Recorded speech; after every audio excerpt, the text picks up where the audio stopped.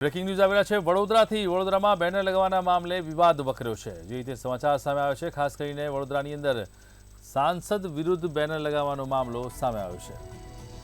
Crime બ્રાન્ચે એક શખ્સની પૂછપરછ માટે બોલાવ્યો, જેમાં તેણે સાવલી જરોદ પાસેથી અટકાયત કરી અને તપાસ કાર્યવાહી શરૂ કરી છે।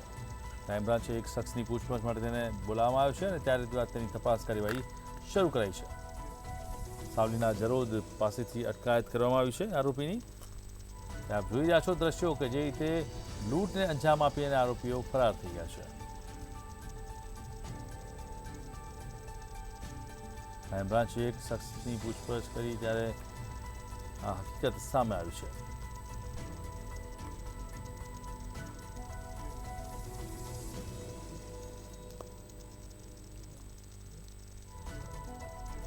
ક્રાઇમ બ્રાન્ચે એક લૂંટની ધરપકડ કરી છે, ત્યારે સાવલીના જરોદ પાસેથી અટકાયત કરી હોવાનું સામે આવ્યું છે।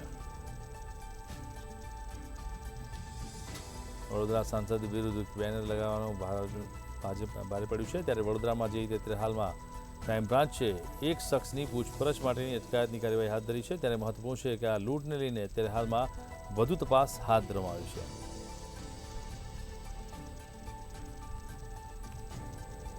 વડોદરાની ઘટના કે જ્યાં ક્રાઇમ બ્રાન્ચે એક શખ્સની પૂછપરછ કરીને તેની અટકાયત કરી, સાવલીના જરોદ પાસેથી અટકાયત કરી હોવાનું સામે આવ્યું છે।